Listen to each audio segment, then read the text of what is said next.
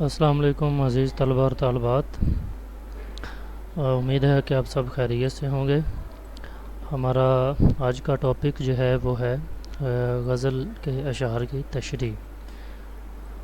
یہ سوال جیسے پچھلے لیکچر میں ہم نے نظم کے اشعار کی تشریح کا جو ہے وہ کیا تھا، اسی طرح جو ہے وہ یہ جو سوال ہے یہ بھی بورڈ میں جو ہے وہ امتحانی نقطہ نظر سے بہت اہمیت کا حامل ہے، اور غزل کے اشعار کی تشریح کرنے میں بھی طلباء اور طالبات کو بہت سے مسائل کا سامنا کرنا پڑتا ہے۔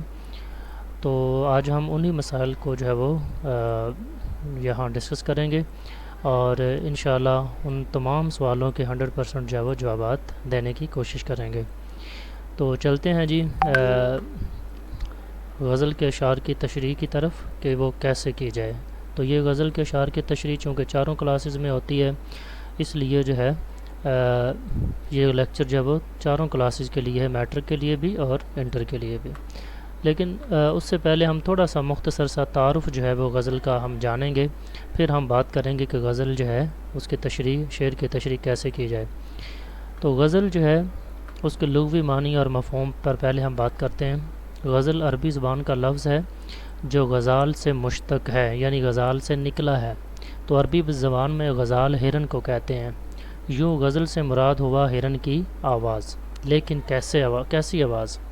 ہرن کے پیچھے جب شکاری کتے اس کا شکار کرنے کے لیے پیچھے لگتے ہیں تو اس خوف اور وحشت کے عالم میں ہرن کے حلق سے ایک دردناک آواز نکلتی ہے، جسے غزل کے نام سے جو ہے وہ منسوب کیا جاتا ہے، جسے غزل کے نام سے جانا جاتا ہے۔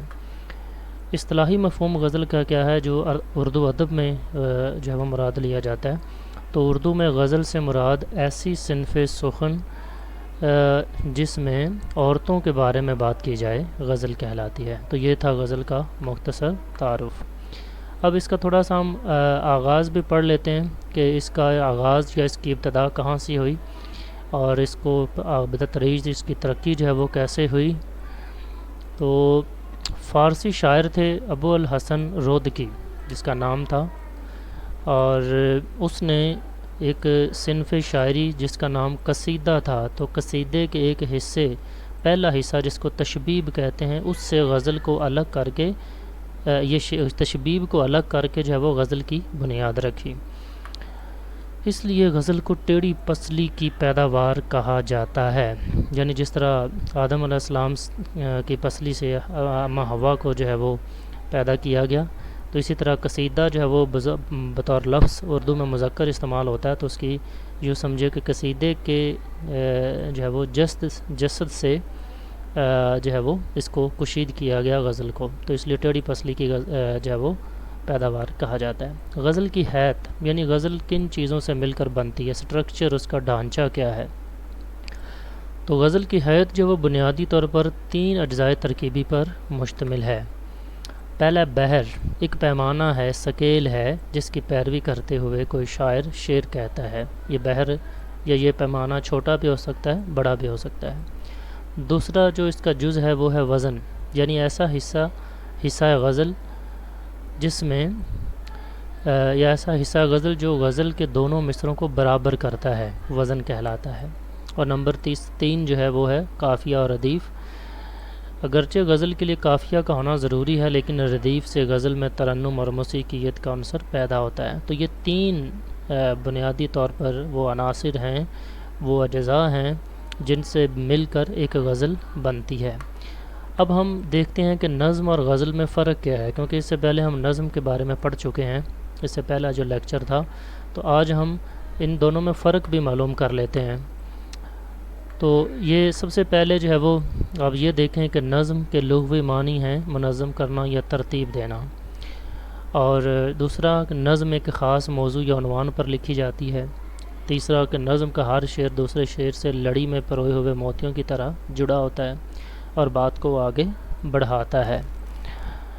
جبکہ نمبر 4 پر ہے کہ نظم قافیے کے بغیر بھی لکھی جا سکتی ہے، جس کو آزاد نظم کہتے ہیں، قافیہ اور ردیف کے بغیر بھی۔ جبکہ 5واں ہے کہ ایک مقررہ موضوع ہونے کی بنا پر نظم کا مرکزی خیال یا خلاصہ لکھا جا سکتا ہے۔ اور نمبر 6، ایک ہی نظم سے آئے ہوئے اشعار کی تشریح اکٹھی کی جا سکتی ہے۔ تو اب ہم غزل کو دیکھتے ہیں کہ پہلا پوائنٹ جو وہ غزل میں کیا ہے۔ تو غزل کے لغوی معنی تھے عورتوں سے باتیں کرنا۔ دوسرا کہ غزل کا کوئی موضوع یا عنوان نہیں ہوتا۔ 3 پر کہ غزل کا ہر شعر ایک مکمل اکائی ہوتا ہے، یعنی غزل کا ہر شعر دوسرے شعر سے مختلف ہوتا ہے اور اپنے طور پر مکمل مضمون یا مفہوم لیے ہوتا ہے، اور یہ مضمون دوسرے شعر سے مختلف ہوتا ہے۔ نمبر 5 پر ہے جی غزل کا مرکزی خیال یا خلاصہ نہیں لکھا جا سکتا۔ اور نمبر 6، غزل کے ہر شعر کی تشریح الگ الگ کرنی ہوتی ہے۔ تو یہ بنیادی طور پر وہ فرق تھا جو نظم اور غزل کے درمیان روا رکھا جاتا ہے، تو آپ نے اس کو ذہن میں رکھنا ہے۔ اب ہم چلتے ہیں جی کہ غزل کے جو اشعار ہیں ان کی تشریح کیسے کی جائے۔ تو میٹرک اور انٹر دونوں کلاسز کے لیے ہے، یہ کچھ ضروری باتیں ہیں، پہلے ہم ان کو پڑھتے ہیں، اور یہی باتیں جو ہیں وہ دراصل اس لیکچر کا جو ہے وہ لب لباب ہیں، نچوڑ ہیں، انہی پر آپ نے فوکس کرنا ہے۔ سب سے پہلے آپ نے کیا کرنا ہے، شعر پر غور کریں، شعر کو 2 سے 3 بار پڑھیں، اس کا تھیم جو ہے وہ سمجھنے کی کوشش کریں کہ شاعر کہنا کیا چاہ رہا ہے، یعنی اس کا مرکزی خیال جو ہے مفہوم وہ ذہن میں لائیں۔ نمبر 3 پر وہ مفہوم جو آپ نے پک کیا، جو آپ نے اپنے ذہن میں نکالا، اس سے متعلق پھر حوالے دیکھیں کہ کسی آیت، قرآنی آیت میں جو ہے وہ اس بات کو بیان کیا گیا ہے، کیونکہ اکثر اخلاقی مضامین شعراء جو ہے وہ اپنے اشعار میں بیان کرتے ہیں، تو اس کے حوالے سے آیت قرآنی کا ترجمہ لکھا جا سکتا ہے۔ کوئی حدیث ذہن میں لائیں جو آپ نے یاد کی ہو، کوئی اقوال دیکھیں صحابہ کے یا مشہور شخصیات کے، یا پھر اشعار جو ہیں، تو یہ حوالہ جات آپ ذہن میں لائیں۔ بے شک آپ تشریح شروع کرنے سے پہلے یہ تھوڑے ایک ہنٹ کے طور پر جو ہے وہ ایک لفظ پہلا وہ آپ لکھ لیں ان حوالہ جات کا کہیں پر۔ نمبر 4، مفہوم لکھنے کے بعد تشریح کا آغاز شاعر کے مختصر تعارف سے کریں، جس میں شاعر کا مقام اور مرتبہ، انداز بیاں، کلام کی چند نمایاں خوبیاں 4 سے 6 سطروں میں یا لائنوں میں لکھیں۔ ان کو تمہیدی لائنیں یا سطریں کہتے ہیں۔ نمبر 5، تمہیدی سطریں لکھنے کے بعد اس طرح لکھیں کیا کہ شاعر اس شعر میں جب وہ اس موضوع پر بات کرتے ہوئے کہتے ہیں، یا شاعر نے اس شعر میں یہ مضمون بیان کیا ہے، شاعر کہتے ہیں کہ، تو یہ آپ کا یہ شاعر کا مختصر تعارف دینے کے بعد تشریح کو اس طرح سے شروع کرنا ہے آپ نے۔ نمبر 6 پر ہے جی ایک بار شعر کا مفہوم دوبارہ کھلے یا عام الفاظ میں لکھیں، یعنی جب آپ نے یہ اوپر والا لکھ لیا کہ شاعر یہ کہتے ہیں، تو پھر آپ اس مفہوم کو 2-3 لائنوں میں کھول کر بیان کریں۔ اور شعر میں موجود اہم نکات کو ترتیب سے بیان کرنا یا ان کی وضاحت وہ بھی سادہ الفاظ میں کرنا شروع کریں، یعنی اب آپ تشریح شروع کر چکے ہیں، اب جتنا مواد آپ کے پاس تخلیقی طور پر یا یاد کیا ہوا اس شعر سے متعلق ہے وہ آپ لکھتے جائیں۔ ساتھ ساتھ کیا کرنا ہے، پورے شعر میں صرف 2 سے 3 یا چند اہم نکات ہوتے ہیں جن کی وضاحت کرنی ہوتی ہے، اور ان کی وضاحت کرتے ہوئے ہی جو ہے وہ آپ نے ان سے متعلق جو حوالہ جات ہیں وہ بھی ساتھ ساتھ مارکر سے نمایاں کر کے لکھتے جانا ہے، اور انہی نکات کی وضاحت یا تشریح ہی اصل میں جو ہے وہ وضاحت جو ہے وہ اصل میں تشریح بنے گی، اور آپ کے پیجز جو ہیں وہ مطلوبہ پورے ہو جائیں گے یا بھرے جائیں گے۔ نمبر 8، جماعت نہم اور دہم کے طلبہ اور طالبات جو ہیں وہ 15 سے 20 سطریں یا لائنیں 1 سے 1.5 صفحہ، اگر صفحات کی بات کریں تو 1 سے 1.5 صفحہ حوالہ جات کے ساتھ ایک شعر کی تشریح لکھیں۔ نمبر 9، جماعت 11ویں اور 12ویں کے طلبہ طالبات کم از کم 2 اور زیادہ سے زیادہ جو ہے وہ 2.5 پیج یا صفحات حوالہ جات کے ساتھ تشریح کے لکھیں، ایک شعر کی تشریح۔ نمبر 10، جماعت 11ویں 12ویں کے طلبہ طالبات غزل کے اشعار کی تشریح الگ الگ کریں، شاعر کا نام ایک ہی بار ابتدا میں لکھیں، کیونکہ ان کلاسز میں غزل کے اشعار ایک ہی غزل سے آتے ہیں، تو 3 آتے ہیں 11ویں اور 12ویں جماعت میں غزل کے اشعار، اور وہ تینوں ایک ہی غزل سے آتے ہیں، تو لہٰذا آپ نے ایک ہی بار شاعر کا نام لکھنا ہے، اس کا 1 نمبر ہوتا ہے، اور باقی 3 نمبر کے 3 اشعار ہوں گے، 10 نمبر کی یہ تشریح آتی ہے۔ نمبر 11، جماعت نہم اور دہم کے طلبہ اور طالبات بھی غزل کے اشعار کی تشریح الگ الگ کریں۔ اور یہ تو آتی ہی الگ الگ غزل یا الگ الگ شاعر کی غزل سے ہے۔ نمبر 12 پہ ہے جماعت نہم اور دہم کے طلبہ طالبات غزل کے ایک شعر کی تشریح میں کم از کم 2 حوالہ جات لازمی لکھیں، جبکہ جماعت 11ویں اور 12ویں کے طلبہ اور طالبات جو ہیں وہ ایک شعر کی تشریح میں کم از کم 2 اور زیادہ سے زیادہ 4 حوالہ جات لکھیں۔ لیکن یہ نوٹ میں نے اس لیے لکھا تھا کہ اس کو آپ غور سے دیکھیں، تشریح میں حوالہ جات کی بھرمار نہیں ہونی چاہیے، بلکہ مواد زیادہ ہو، حوالہ جات کم ہوں۔ ایک اور نوٹ یہ بھی اپنے ذہن میں رکھنا ہے کہ حوالہ جات نہ تشریح کے شروع میں لکھیں نہ آخر میں، بلکہ درمیان میں لکھیں تاکہ وہ تشریح کا حصہ بن جائیں۔ اور متبادل شعر کی تشریح مت لکھیں، یعنی جو آپ نے حوالے کے طور پر کوئی شعر لکھا اس کی آگے تشریح مت کریں۔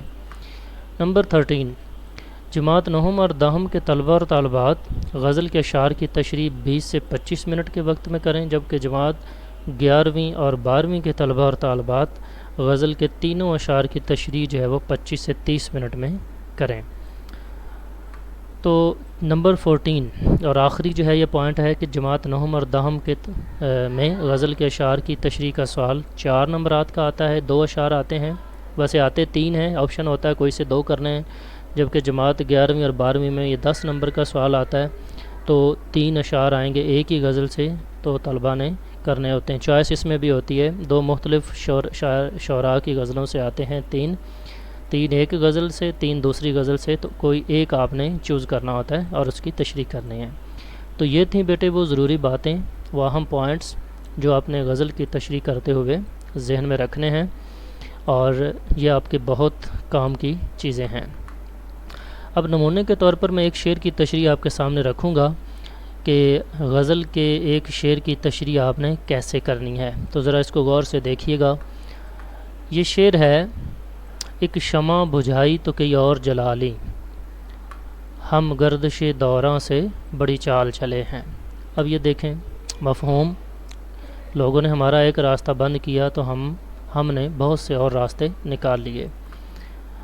اب یہ تشریح دیکھیں، میں نے سیم جس طرح آپ کو بتایا ادا جعفری کی غزلوں میں تغزل، لطیف احساسات، بے نام، افسردگی، جدائی کی کسک پائی جاتی ہے۔ یہ شعر اس غزل کا آخری شعر ہے، مقطع نہیں ہے۔ اس شعر میں شاعرہ نے زمانے والوں کی طرف سے کی گئی طرح طرح کی سازشوں اور منفی تدبیروں کا ذکر کیا ہے، ٹھیک ہے۔ تو یہ ایک تمہید ہے۔ اب یہ تمہید، اس کے بعد تھوڑا سا مفہوم بیان کیا، اور بیان کرتے کرتے جو ہے وہ اس طرح سے آپ نے اس کو لکھا۔ پھر آپ نے درمیان میں یہ اس سے ریلیٹڈ جو ریفرنس تھا آپ کے ذہن میں وہ آپ نے یہاں لکھ دیا۔ تو یہ ایک پورا شعر ہے۔ اس کے بعد پھر آپ نے اسی تشریح کو آگے بڑھایا اور پھر 2-4 لائنیں لکھیں، پھر ایک ریفرنس جو ہے وہ پھر اس میں ایک ریفرنس ایڈ کر دیا، اور لکھنے کے بعد پھر اسی تشریح کو 2-3 لائنیں اور بڑھا دیں۔ تو یہ ایک پراپر ایک مناسب طریقہ ہے تشریح کرنے کا۔ اب دیکھیں جتنے 2 حوالے میں نے دیے لیکن وہ غزل تشریح کے اندر لکھے، اب یوں لگتا ہے کہ یہ حوالے اس تشریح کا حصہ ہیں، تو آپ نے اس طرح تشریح کرنی ہے غزل کے شعر کی۔ آگے اب دیکھتے ہیں جی ہم کہ آپ نے اس غزل کی تشریح جو ہے اس کو مارکر کے ساتھ پیج پر کیسے پریزنٹ کرنا ہے۔ اس کے لیے یہ پیٹرن ہے، سوال نمبر لکھیں، اشعار کی تشریح، حصہ غزل۔ یہاں پہلا شعر میں کرنا چاہتا ہوں تو یہاں آپ نیچے شعر پورا بھی لکھ سکتے ہیں، لیکن میں نے صرف نمبر لکھا ہے۔ اور اس کے بعد یہاں نظم میں آپ نے لکھا تھا نظم کا عنوان، لیکن یہاں اس کی جگہ پر ہیڈنگ آپ لکھ سکتے ہیں صنف سخن، اور نیچے شاعر کا نام، پھر مفہوم اور تشریح۔ اور ایک اور پیٹرن ہے، یہ جماعت دہم اور نہم دونوں کے لیے ہے اور باقی کلاسز کے لیے بھی ہے، یعنی میں نے دونوں آپشن دیے ہیں کہ اوپر سوال نمبر اور پھر اشعار کی تشریح اور حصہ غزل، اور نیچے آپ نے نمبر دیا اور پھر جو ہے وہ آپ نے شعر لکھ دیا، حوالہ شعر دے دیا، مفہوم اور تشریح۔ اور یہ پیٹرن ہے، ان دونوں میں سے آپ جون سا چاہیں آپ جو ہے وہ لکھ سکتے ہیں یا آپ استعمال کر سکتے ہیں۔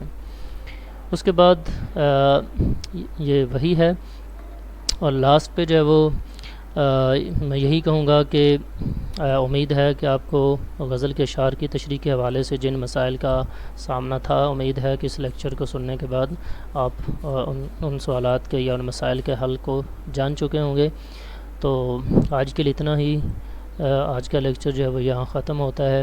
خدا حافظ. اپنا خیال رکھنا، اور آخر میں جو ہے وہ اس چینل کو سبسکرائب کرنا مت بھولیے گا.